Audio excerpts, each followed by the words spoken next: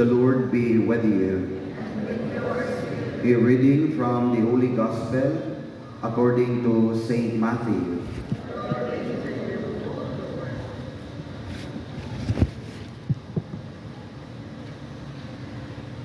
When Jesus was born in Bethlehem of Judea, in the days of King Herod, behold, Magi from the east arrived in Jerusalem, saying, "Where is the newborn King of the Jews?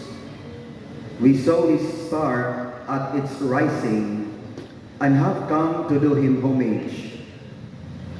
When King Herod heard this, he was greatly troubled, and all Jerusalem with him. Assembling all the chief priests and the scribes of the people, he inquired of them where the Christ was to be born. They said to him, "In Bethlehem of Judea, for thus it has been written through the prophet, and you, Bethlehem, land of Judah, are by no means least among the rulers of Judah, since from you shall come a ruler who is to shepherd my people Israel." Then Herod called the Magi secretly, and ascertained from them the time of the star's appearance. He sent them to Bethlehem and said, "Go and search diligently for the child. When you have found him, bring me word, and I too may go and do him homage." After their audience with the king, they set out, and behold, the star that they had seen at its rising preceded them, until it came and stopped over the place where the child was. They were overjoyed at seeing the star, and on entering the house, they saw the child with Mary, his mother. They prostrated themselves and did him homage. Then they opened their treasures and offered him gifts of gold, frankincense, and myrrh.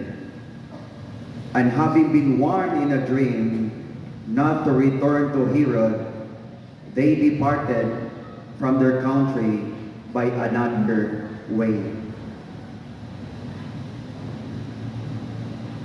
The Gospel of the Lord.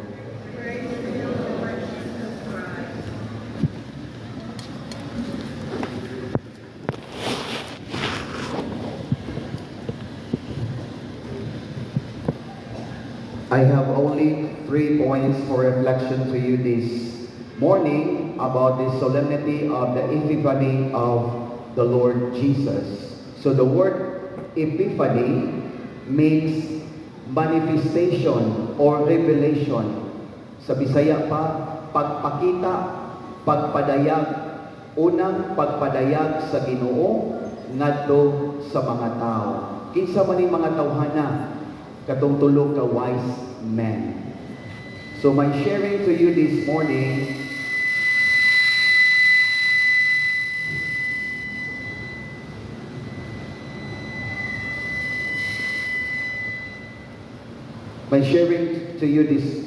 is about being wise.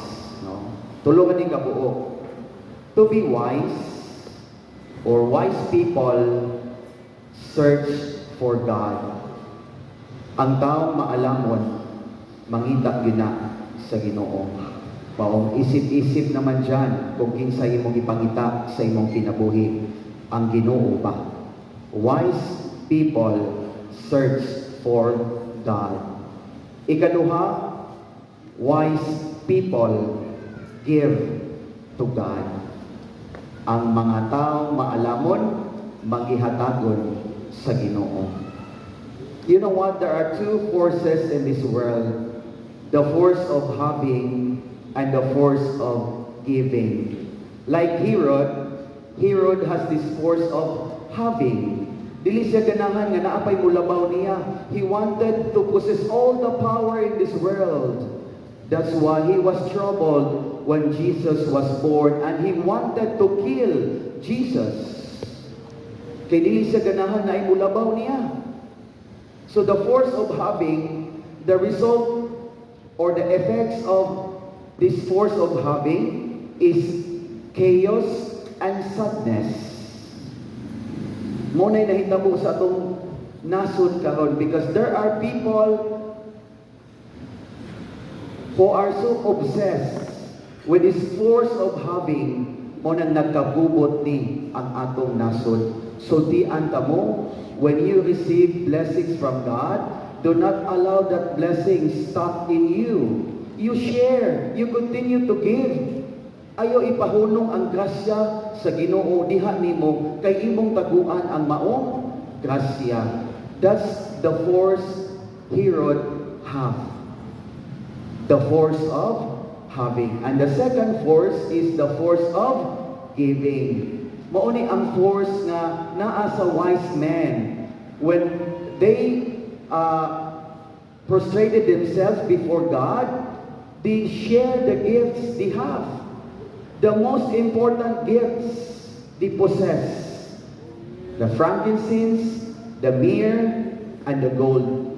Kining tulo ka butang mao ni ang pinaka-importante mga butang ni atong panahona. They gave their best to God. The force of giving. The effects of the force of giving are happiness and peace. So katwabaw kuno kang muhatag, ang epekto anak kalipay gyud og kalinaw. So kung kini atong nasod karon, daghang pang mga tawo nga maghihatagon walay sa kagubot kundi kalinaw o kalipay. Nagahinumdum ba itong istorya? Ako na din istorya pag New Year. Dahil upat ka buong presidente, and since it's New Year, they wanted to change themselves. They wanted to become generous. And who are these presidents? Ang president sa China, Russia, sa US, o wasad magpalupig ang Pilipinas. Mao nga the four leaders in this world approached God. They were praying inside the church, and they said, Lord, we want to become good. We want to become generous. So nagpakita mga Ginoo nila, since you pray heartedly and sincerely, I am going to give whatever you would ask from me. O niingon din ang presidente sa Russia, Lord, I want to become generous. O niingon na Ginoo, well, it would take you 30 years to become generous. Because generosity is a process. Dili na magic na mahimo di ka maghihatagon. You have to wait for 30 years. Nihila ka ng presidente sa Russia. I'm already 73 years old. Unya, mag-wait pag 30 years, kalapiran ako, ana. Dugay pa kayo na Ginoo, ahilak siya. Kaya 30 years pa siya mahimong maghihatagon. Pagkasunod ang presidente sa China, Lord, me too. I want to become generous. Ingon ni Ginoo, well, you have to wait for 50 years. Sige lang ang pangbuli sa Pilipinas. Daw kay ka, ako kay ka. You have to wait for 50 years. Ahilak ka ng presidente sa China, kay ti ako na 72 years old na siya, he has to wait for 50 more years. Wala, abog na siya, matutong hilag. Hilag. Pagkasunod, ang presidente sa US, no? Lord, I want to become generous. Dili na ko magsigig, pamaligyan ng mga missiles o nuclear. Ako na nang ipanghatag sa mga kapusan kwarta. Ningon na Ginoo, well, you want to become generous, you have to wait for 100 years. Hilak si, adito tam sa tingalan, hilak ang presidente sa USA, kay 79 years old na siya.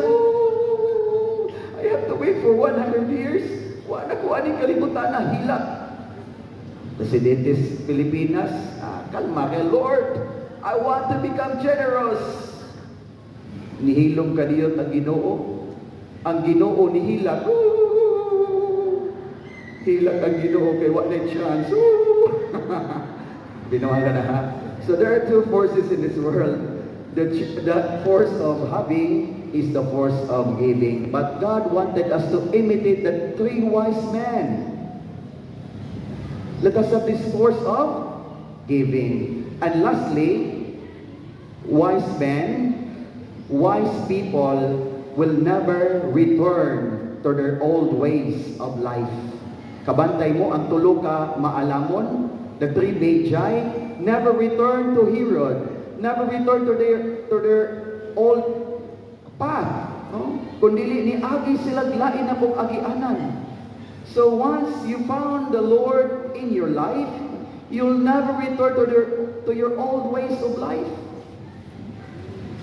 Why? Because you are already guided by God.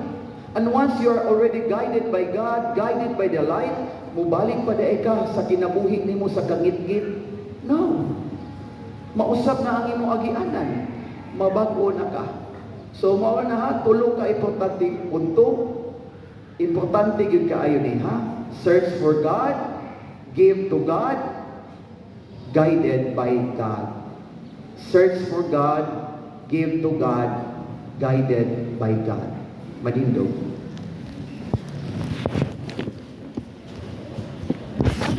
I believe in one God, the Father of heaven and earth, of all things visible and invisible. I believe in one Lord, the only begotten Son of God, born of the Father before all ages, God from God, light from light, true God from true God, begotten, not made, consubstantial with the Father. Through him all things were made.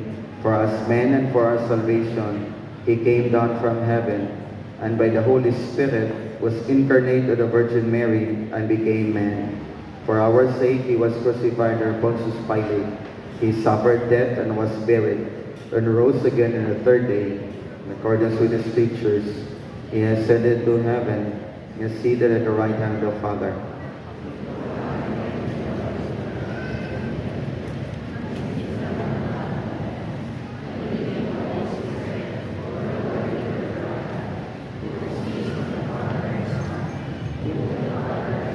Adored and glorified, as spoken to the prophets. I believe in one holy, Catholic, and Apostolic Church. Forgiveness of sins. I look forward to the resurrection of the dead and the life of the world to come. Sisters and brothers, today we see the star at its rising, the Lord Jesus himself adored by the Magi. Let us pay homage to him as we ask our Father to hear our petitions. For every petition we say, Father, guide us with your light.